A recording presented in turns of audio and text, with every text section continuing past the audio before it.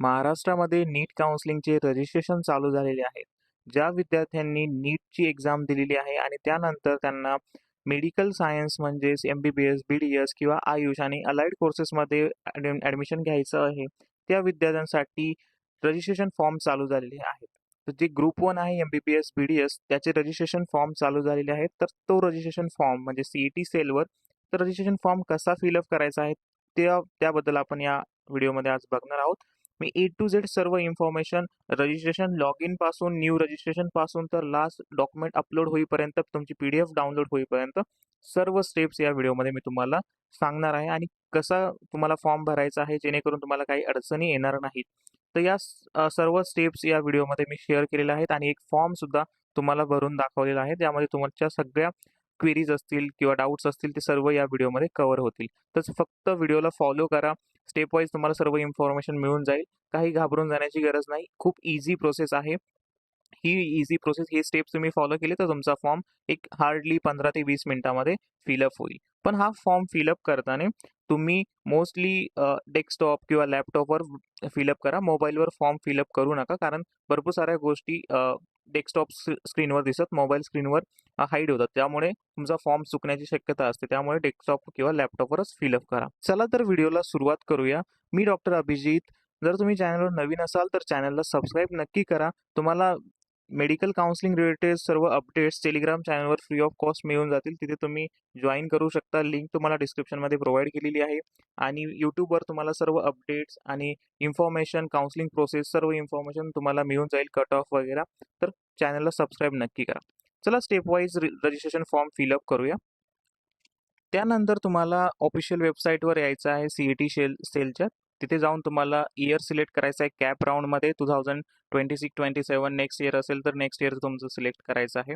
तर या वर्षीपासून आपण फॉर्म भरतोय तर तिथे क्लिक करणार. नंतर तुम्हाला स्क्रोल डाऊन करायचं आहे. तिथे नीट UG, नीट 2026 काय असेल, नीट UGसाठी तुम्ही रजिस्ट्रेशन करताय तर तिथे क्लिक करायचं आहे. त्यानंतर तुम्हाला एक ऑफिशियल वेबसाईट जी विंडो दिसेल, तिथे सर्व इन्फॉर्मेशन, नोटिफिकेशन्स, न्यूज सगळे अपडेट्स तुम्हाला या वेबसाईटवर मिळणार आहे. तर या वेबसाईटची लिंक मी ऑलरेडी डिस्क्रिप्शनमध्ये प्रोव्हाइड केलेली आहे. तिथे जाऊन तुम्ही डायरेक्टली रजिस्ट्रेशन फॉर्म फिलिंग चालू करू शकता. सोबत आता तुम्हाला मेन साइन इन आणि रजिस्ट्रेशन करायचं आहे.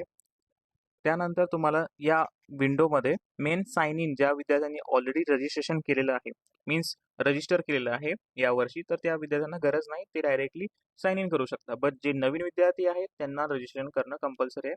तुम्ही रजिस्टरवर क्लिक करा, न्यू रजिस्टरवर क्लिक करा.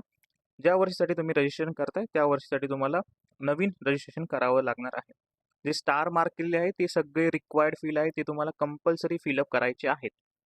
सो रजिस्ट्रेशनमध्ये ईमेल ID, तुमचा पासवर्ड, तुमचा कन्फर्म पासवर्ड तुम्हाला टाकायचा आहे. त्यानंतर full name as per your Aadhaar card.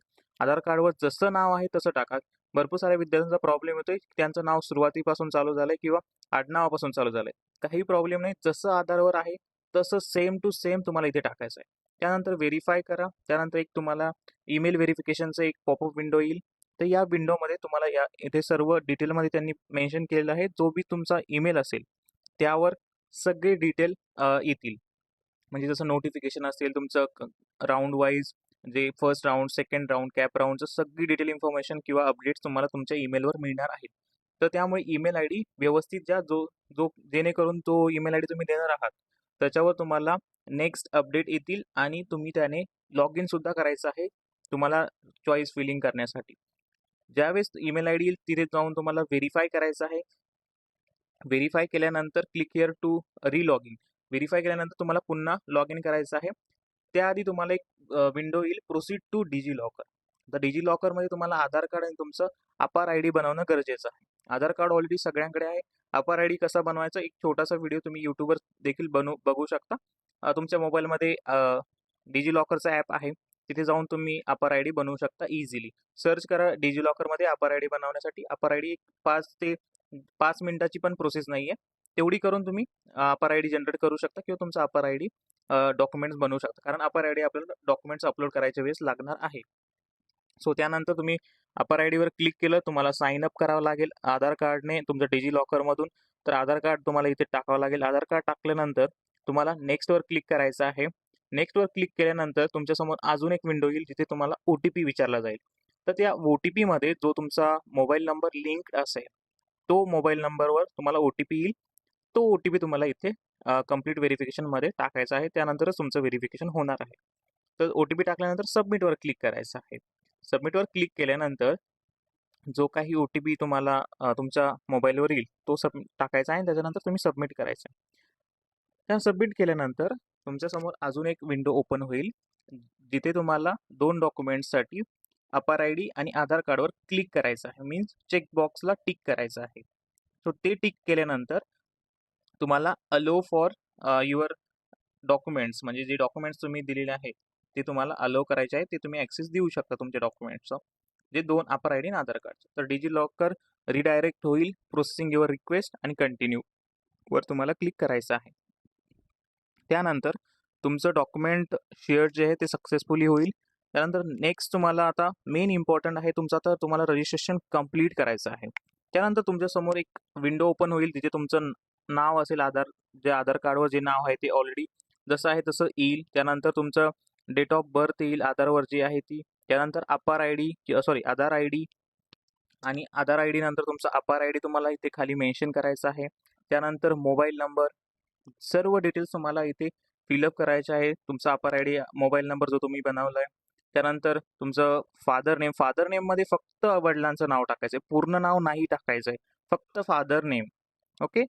त्यानंतर जे तुमच्या नीटच्या मार्कशीटवर आहे किंवा 10वी-12वीच्या मार्कशीटवर आहे ते स्टुडंटचं नाव, जेंडर, मदर्स नेममध्ये फक्त मदरचं नाव टाकायचं आहे, मदरचं फुल नेम नाही टाकायचं आहे. सपोज काही नाव असेल शीतल वगैरे, तो तेवढंच नाव टाकायचं आहे तुम्हाला. त्याच्यानंतर तुमचं सारी डिटेल इन्फॉर्मेशन तुम्हाला फिलअप करायची, ॲन्युअल इन्कम, मदर टंग वगैरे. देन परमनंट ॲड्रेस काय आहे तुमचा, तो ॲड्रेस टाकायचा आहे, विलेज वगैरे सगळं सिलेक्ट करून पिन कोड आणि एक अल्टरनेट मोबाईल नंबर जरूर तुम्हाला इथे लागणार आहे. आणि जो करस्पॉन्ड ॲड्रेस आहे तो same as a permanent address केला तरीही चालेल. तो तुम्ही डायरेक्टली चेकबॉक्सवर क्लिक करा, तुम्हाला ती भरायची गरज पडणार नाही. त्यानंतर अदर डिटेल्समध्ये तुम्हाला डोमेसाईल स्टुडंट आहात तुम्ही महाराष्ट्र स्टेटची, तर तुम्ही येस क्लिक करा. मायनॉरिटीमध्ये असाल, येस नो तुम्ही ते सिलेक्ट करा. त्यानंतर डिसेबिलिटी म्हणजे जे फिजिकल हँडिकॅप स्टुडंट आहे त्यांच्यासाठी आहे. त्यानंतर तुम्ही SSC जी एक्झाम आहे म्हणजे 10वीची एक्झाम जी आहे ती कधी पास झालाय त्याचं वर्ष तुम्हाला इथे टाकायचं आहे. त्यानंतर किती टोटल पर्सेंटेज होते 10वीमध्ये ते तुम्हाला येथे टाकायचे आहे. कोणतं बोर्ड होतं, त्यानंतर स्कूलचं स्टेट कोणतं होतं, म्हणजे महाराष्ट्र स्टेटमधून झालेले ऑब्व्हियसली. त्यानंतर तुमचं जर 12वीला तुम्ही आहात आत्ता, तर तुम्ही ॲपिअरिंग म्हणून टाकू शकता. जर तुमची 12वी कंप्लीट झालेली असेल तर तुम्ही पास म्हणून टाकू शकता आणि तुम्हाला डिटेल तिथे विचारण्यात येईल. जसं की इथे क्लिक केल्यानंतर तुम्हाला येस और नोचं ऑप्शन येईल. येस केलं, तुमचं ऑलरेडी HSC म्हणजे 12वी कंप्लीट झालं आहे, तर तुम्ही येसवर क्लिक करा. जे आता फ्रेशर्स आहेत त्यांच्यासाठी किंवा ॲपिअरिंग स्टुडंट आहेत त्यांच्यासाठी नो तुम्ही क्लिक करायचं आहे. आणि तुमचं झालेलं असेल तर तुम्ही येस, ॲपिअरिंग असेल तर येस करायचं आहे आणि तुम्ही जर कंप्लीट झालं असेल तर नो क्लिक करायचं आहे. सॉरी फॉर दिस इनकन्व्हिनियन्स, पण मी करेक्ट केलं. ओके. सिलेक्ट HSC म्हणजे तुम्हाला HSC कधी तुमचं इयर पास झालं आहे तुम्हाला ते सिलेक्ट करायचं आहे. त्यानंतर तुमचं बोर्ड कोणतं होतं, मार्क्स कोणते होते, म्हणजे जसं की CGP होता की पर्सेंटेज होते ते क्लिक करायचे. नंतर out of mark, obtain marks, जे HSCचे जे पर्सेंटेज आहे ते ऑलरेडी तुमचे कॅल्क्युलेट होऊन येतील, त्याचं काही गरज नाही. त्याच्यानंतर खाली एक चेकबॉक्स आहे, तिथे तुम्हाला कन्फर्मेशन द्यायचं आहे की सगळी इन्फॉर्मेशन मी करेक्ट दिली आणि सबमिट करायचं. त्याच्यानंतर तुम्हाला आधार ऑथेंटिकेशन येणार आहे. या विंडोमध्ये मी सगळं स्टेप वाईज सांगतोय, कारण प्रत्येक स्टेपमध्ये जे मी आता ही स्टेप केले ते सर्व तुम्हाला फॉर्म फिलअप करताना येणार आहे. त्यानंतर तुम्हाला पुन्हा एकदा मेडिकल अँड आयुष एज्युकेशनमध्ये जायचं आहे, जे की मी तुम्हाला आधी सांगितलं कॅप राऊंड थ्रू, आणि तुम्हाला bachelor of medical and Ayush काउन्सिलिंगमध्ये क्लिक करायचं आहे. जर तुम्हाला, कारण भरपूर वेळेस काय होते की हे पुन्हा त्याच वेबसाईटला परत रिटर्न जातं, तुम्हाला परत लॉग इन करावं लागणार आहे. कारण मी आता हा फॉर्म भरताना सुद्धा 2दा-3दा लॉग इन केलेलं आहे. सो तुम्हाला प्रत्येक वेळेस 2-3 वेळेस तरी ॲटलिस्ट लॉग इन करावं लागणार आहे, कारण प्रत्येक स्टेपला तुम्हाला पुढे जायचं असेल तर. आता प्रोफाईल तुम्हाला फिलअप करायची, तुमचं रजिस्ट्रेशन झालेलं आहे, तुम्ही लॉग इन केले. आता तुम्हाला मेन तुमची प्रोफाईल फिलअप करायची आहे. आता याची तुमचं स्टुडंटचं पूर्ण नाम जे नीटच्या मार्कशीटवर आहे तेच तसं नाव तुम्हाला ॲज इट इज टाकायचं आहे, जसं आहे तसं तुम्हाला नाव टाकायचं. त्याच्यानंतर नीटचा रोल नंबर, नीटचा ॲप्लिकेशन नंबर, तुमची डेट ऑफ बर्थ, तुमचा mobile number already by default आलेला असेल. त्याच्यानंतर तुम्ही सेंड OTP करा, तुम्हाला OTP येईल, तो OTP तुम्हाला इथे एंटर करायचं आहे आणि व्हेरीफाय OTP करायचा आहे. तर ते झाल्यानंतर आता OTP तुम्हाला सेंड केल्यानंतर तुम्हाला व्हेरीफाय करायचं आहे आणि सेव्ह आणि नेक्स्टवर तुम्हाला क्लिक करायचं आहे. सर्व इन्फॉर्मेशन तुम्ही टाकल्यानंतर तुमच्यासमोर एक पर्सनल इन्फॉर्मेशनचं नवीन स्टेप येईल. तर ही पहिली स्टेप आहे. त्यानंतर तुम्हाला अनेक स्टेप फॉलो करायच्या आहेत. तर पहिल्यांदा तुम्ही पर्सनल इन्फॉर्मेशनवर क्लिक करायचं आहे. फुल नेम ऑफ कॅन्डिडेट तुमचं सर्व बाय डिफॉल्ट येणार आहे. सर्व गोष्टी त्याच्यामध्ये तुम्हाला फक्त जेंडर आहे, आधार कार्ड आहे, अपर ID नंबर आहे, रिलिजन आहे, हे सर्व गोष्टी तुम्हाला फिलअप करायच्या आहे 1 बाय 1. स्टेप वाईज तुम्ही प्रॉपरली फिलअप करा जेणेकरून काही चुका होणार नाही किंवा काही मिस्टेक होणार नाही तुमच्या नंबर्समध्ये किंवा नावामध्ये. तर त्याची तुम्हाला काळजी घ्यायची आहे. तर हे झाल्यानंतर नेक्स्ट त्याच्याखाली परमनंट ॲड्रेस काय आहे तो तुम्हाला इथे फिलअप करायचा आहे. वरील सर्व गोष्टी तुम्हाला एकदा प्रॉपरली 2दा बघा आणि मगच नेक्स्ट फॉर्म फिलअप करा. कारण भरपूर सारे विद्यार्थी इथे चुका करतात आणि त्यानंतर तुम्ही परत जी गोष्ट आहे ती या फॉर्ममध्ये म्हणजे तुमचं पर्सनल इन्फॉर्मेशन ती तुम्ही एडिट करू शकत नाही. त्यामुळे तुम्ही व्यवस्थित फॉर्म फिलअप करा. जिथे आई वडिलांचं नाव आहे तिथे फक्त वडिलांचं नाव टाका, फक्त आईचं नाव टाका, पूर्ण नाव टाकायची गरज नाही. तर परमनंट ॲड्रेस तुम्हाला फिलअप करायचा आहे. परमनंट ॲड्रेसमध्ये तुम्ही सर्व तुमचे डिटेल्स जे आधार कार्डवर आहेत तर तसं तुम्ही इथे फिलअप करू शकता. तर हे फिलअप झाल्यानंतर तुम्ही सेव्ह आणि नेक्स्टवर क्लिक करायचं आहे. सेव्ह आणि नेक्स्टवर क्लिक केल्यानंतर नेक्स्ट स्टेप तुमच्यासमोर येईल. तर नेक्स्ट स्टेप काय आहे तुमचं रिझर्वेशन. आता रिझर्वेशनमध्ये तुम्ही जर NRI स्टुडंट असाल तर NRIमध्ये तुम्हाला अप्लाय करायचं आहे. जर तुम्ही OCI स्टुडंट असाल तर OCI स्टुडंटसाठी अप्लाय करायचं आहे. सर्व डोमेसाईल स्टुडंट आहे तर तुम्ही दोघांसाठी पण नो येईल. So nationality obviously Indian. Then तुम्ही डोमेसाईल आहात तर डोमेसाईलसाठी येस ऑर नो तुम्हाला क्लिक करायचं आहे. डोमेसाईल स्टुडंट असाल तर येसवर तुम्हाला क्लिक करायचं आहे. त्यानंतर कॅटेगरी ऑफ कॅन्डिडेट तुम्हाला इथे कॅटेगरी सिलेक्ट करायची आहे. ही खूप इम्पॉर्टंट आहे. जर तुम्ही कॅटेगरी चुकीची सिलेक्ट केली तर तुमची पूर्ण काउन्सिलिंग त्याच कॅटेगरीमधून होणार आहे आणि तुम्हाला डॉक्युमेंटसाठी पण सेम कॅटेगरीचे डॉक्युमेंट लागणार आहे. त्यामुळे बरोबर तुमचे डॉक्युमेंट्स जे आहेत त्याच कॅटेगरी रिलेटेड इथे सिलेक्ट करा.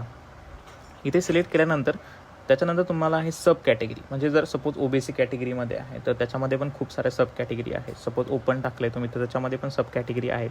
तर ते तुम्हाला इथे मेन्शन करायचं आहे. ते केल्यानंतर तुमच्या पुढे नेक्स्ट ऑप्शन येईल युअर ॲन्युअल फॅमिली इन्कम. तर फॅमिली इन्कम जे काही तुम्हाला इन्कम सर्टिफिकेटवर दिलेलं आहे इथे रेंज टाकायची आहे. इथे थोडंफार व्हॅरिएशन येऊ शकतं, असं काही इश्यू नाही आहे. तर तुम्ही इथे टाकू शकता, सिलेक्ट करू शकता.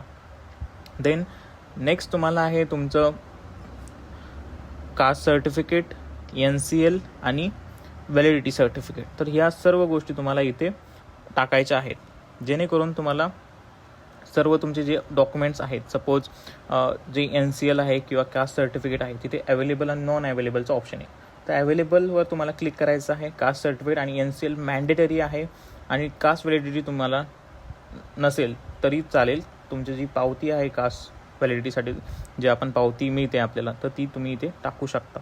आता सर्व येस तुम्हाला करायचं आहे अवेलेबल आणि तुम्हाला सर्व डिटेल्स इथे भरायचे आहे. त्याचं मुलांना प्रॉब्लेम करतो कास्ट व्हॅलिडिटी नंबर कोणता टाकायचा, तिथे डेट ऑफ व्हॅलिडिटी डेट तिथे सर्व डॉक्युमेंट्सवर दिलेलं आहे. Validity date, caste validity date, त्याच्यानंतर कास्ट व्हॅलिडिटी नंबर जो ED चालू होतो नंबर जो बारकोडच्या खाली आहे नंबर कास्ट व्हॅलिडिटीचा ED 2026 समथिंग तो टाकायचा आहे तुम्हाला. त्याच्यानंतर तुमचा आहे नॉन क्रिमिलियर. तर नॉन क्रिमिलियरवर पण NCL सर्टिफिकेट नंबर टाकताना भरपूर सारे विद्यार्थी चुका करतात. तरी चूक झाली तरी काही इश्यू नाही आहे, परंतु जो नंबर तुम्हाला आउटवर्ड नंबर दिलेला आहे 42 तो नंबर तुम्हाला इथे टाकायचं गरजेचं असतं NCLला. आता NCL फक्त OBC आणि बाकी कॅटेगरीसाठी आहे. SC STसाठी NCLची आवश्यकता नाही आहे. तर आता बाकी खाली PWD बाकी सर्व गोष्टी तुम्हाला इथे भरायचं आहे. मायनॉरिटी कोटा. आता या स्टुडंट सगळं नो होतं तर मी नो भरपूर साऱ्या स्टुडंटचं नो येईल. सपोज PWDमध्ये असेल तर तुम्हाला येस करावं लागेल. ते ऑलरेडी आपण पहिल्या याच्यामध्येच केलेलं आहे. तर हे सर्व भरल्यानंतर तुम्हाला नेक्स्ट स्टेपवर जायचं आहे. सेव्ह आणि नेक्स्ट करायचं आहे. सिम्पल सेव्ह आणि नेक्स्ट केल्यानंतर तुम्ही नेक्स्ट स्टेपवर जाणार आहात. तर नेक्स्ट स्टेपवर तुम्ही गेल्यानंतर इथे सर्व ॲप्लिकेशन फॉर्म म्हणजे तुम्हाला इथे आता मेन तुमचं क्वालिफिकेशन डिटेल्स भरायचे आहेत. सपोज 10वीचे मार्क्स वगैरे आणि 12वीचं क्वालिफिकेशन. तर सर्व गोष्टी तुम्हाला इथे फिलअप करायच्या आहेत 1 बाय 1. आता सगळ्यांना माहिती आहे 10वीचं क्वालिफिकेशन काय आहे, कोणतं वर्ष तुम्ही पास झालेला, सर्व तुमच्या डॉक्युमेंटवर किंवा मार्कशीटवर सर्टिफिकेटवर दिलेलं आहे. ते तुम्हाला जसं इथे बघून प्लेस करायचं आहे. जे व्हेरिफिकेशनच्या वेळेस तुम्हाला यावेळेस लागणार आहे. तर तुम्हाला हे सर्व डिटेल इथे भरायचं आहे. त्यानंतर तुमचं 10वी कुठून पास झाली आहे, कोणत्या तालुक्यातून पास झाली आहे, ते सर्व तुम्हाला 10वी आणि 12वीचं सेम इथे फिलअप करायचं आहे. हे फिलअप झाल्यानंतर तुम्हाला एक खाली ऑप्शन येईल, 12वीचे जे मार्क्स आहेत, किती मार्क्स मिळाले, किती आउट ऑफ मार्क्स होते, सर्व इन्फॉर्मेशन तुम्हाला इथे टाकायची. फिजिक्स, केमिस्ट्री, बायोलॉजी आणि इंग्लिश. तर या सब्जेक्टमध्ये काय काय मार्क्स मिळाले ते तुम्हाला इथे टाकायचे आहे, जेणेकरून तुमचा फॉर्ममध्ये सर्व डिटेल इन्फॉर्मेशन असेल.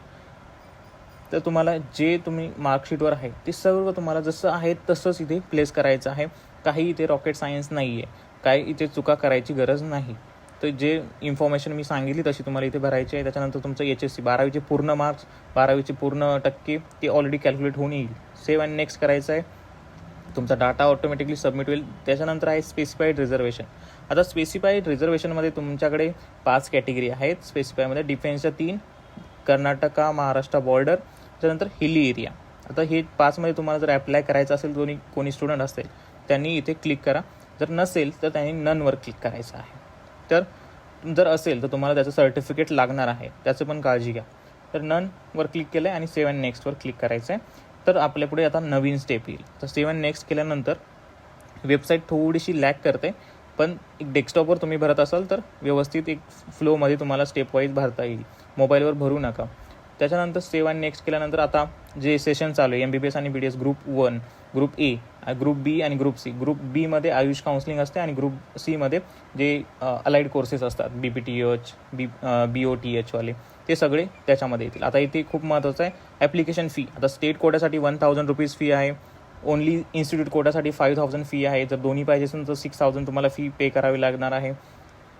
तर तुम्हाला इथे सर्व इन्फॉर्मेशन तुम्हाला इथे भरायची आहे. जर तुम्हाला ज्या इन्स्टिट्यूट कोटामध्ये पाहिजे असेल, तुम्हाला स्टेट कोटामध्ये पाहिजे असेल तर तुम्हाला ते भरायचं आहे. सपोज स्टेट कोटामध्ये पाहिजे, स्टेट कोटामध्ये फक्त तुम्हाला गव्हर्नमेंट आणि सेमी गव्हर्नमेंटच्या सीट मिळतील आणि इन्स्टिट्यूट कोटाच्या सीट मिळणार नाही. तर तुम्हाला त्या पण पाहिजे असतील, त्याची फी जास्त असेल तर ते पण तुम्ही भरू शकता. त्याच्यानंतर तुम्हाला एक डिक्लेरेशन फॉर्म येईल, चेकबॉक्सवर क्लिक करायचं आणि सेव्ह अँड नेक्स्ट करायचं. सिम्पल. आता हे केल्यानंतर तुम्हाला येस जर तुम्ही केलं तर तुम्ही हा फॉर्म परत एडिट करू शकत नाही. त्यामुळे एकदा फॉर्म पुन्हा चेक करायचा आणि मगच तुम्ही इथे येसवर क्लिक करायचं आहे. इथे त्यांनी सरळ सांगितलं आहे, तुम्ही सबमिट केल्यानंतर तुम्ही फॉर्म संपादित म्हणजे एडिट करू शकत नाही. तर येसवर तुम्हाला क्लिक करायचं आहे. Then you can go for the next step. येसवर क्लिक करा. जर फॉर्ममध्ये काही एडिट असेल तर ते तुम्ही करा, मग येसवर क्लिक करा. आता इथे तुम्हाला फी पे करायची आहे. तुम्ही OBC कॅटेगरी स्टुडंट आहात, तुम्हाला 1000 रुपीज फी आहे. तुम्ही स्टेट कोटा निवडला आहे तर तुम्हाला अप्लाय करायचं आहे फी पे करण्यासाठी. फी पे करण्यासाठी तुम्हाला येसवर क्लिक करायचं आहे. त्यानंतर तुम्हाला मेक पेमेंटवर क्लिक करायचं आहे. सिम्पल प्रोसेस आहे. मेक पेमेंटवर क्लिक केल्यानंतर तुम्हाला पेमेंटसाठी ऑप्शन्स येतील. तर ते पेमेंटसाठी ऑप्शन तुम्हाला इथे डिस्प्ले होतील, credit card, debit card, UPI. पण मी सजेस्ट करेल जर तुम्ही क्रेडिट कार्ड वगैरे करणार असाल तर बेटर आहे. बट UPIने तुम्हाला डायरेक्ट QR येईल, तुम्ही मोबाईलने स्कॅन करू शकता आणि इझिली आणि फास्टली होऊन जाईल. काही तुम्हाला इन्फॉर्मेशन द्यायची गरज नाही, डायरेक्टली स्कॅन करून तुम्ही करू शकता. हे झाल्यानंतर आता तुमचं सर्व इन्फॉर्मेशन इथे कंप्लीट दिसतं आहे. आता लास्ट स्टेप राहिली आपली 11th नंबरची, जी डॉक्युमेंट व्हेरिफिकेशन किंवा डॉक्युमेंट अपलोडची. ती डॉक्युमेंट अपलोड आपल्याला इथे करायचं आहे. आता तुम्ही क्लिक हिअरवर क्लिक करा, तिथे तुम्हाला डॉक्युमेंट अपलोड करायला ऑप्शन येईल. आता हे डॉक्युमेंट तुम्ही अपलोड केल्यानंतर हे सर्व राऊंडसाठी सेम असणार आहे. तर तुम्हाला अपलोड डॉक्युमेंट्सवर क्लिक करायचं, इथे अपलोडवर क्लिक करायचं. तर इथे तुम्हाला सर्व डॉक्युमेंट्स येतील. इथे कोणकोणते डॉक्युमेंट्स तुम्हाला पाहिजेत या रजिस्ट्रेशनच्या प्रोसेससाठी. तर तुम्हाला इथे सर्व डॉक्युमेंट्स इथे दिलेले आहे. तुम्ही याचा स्क्रीनशॉट घेऊ शकता. मी ऑलरेडी PDF टेलिग्राम चॅनलवर शेअर केलेली आहे, ती तुम्ही बघू शकता आणि मग फॉर्म फिलिंगला चालू करू शकता किंवा इथे बघून तुम्ही चालू करू शकता. सर्व डिटेल्स, सर्व जे PDF आहे त्याची तुम्हाला साईज 300 KB ठेवायची आहे, जेणेकरून तुम्हाला इथे अपलोड करता येईल. इथे फक्त 300 KB तुम्हाला परमिशन आहे PDFच्या साईजसाठी. आणि फोटो जो आहे तुम्हाला PNG किंवा JPG पाहिजे, त्याची PDF नाही चालणार. तर तुम्हाला इथे टाकायचं आहे. त्यानंतर तुम्हाला सर्टिफिकेटचा नंबर पण टाकायचा आहे. ही सर्व प्रोसेस. यानंतर तुम्ही फक्त काउन्सिलिंगमध्ये चॉईस फिलिंग तुमची राहणार आहे. ज्यावेळेस चॉईस फिलिंग चालू आहे त्यावेळेस तुम्हाला चॉईस फिलिंगचा ऑप्शन येईल. तर ही सर्व प्रोसेस आहे. तर व्हिडिओ इन्फॉर्मेटिव्ह वाटला असेल तर व्हिडिओ लाईक आणि शेअर जरूर करा. थँक्यू. भेटूया नवीन अपडेटसोबत.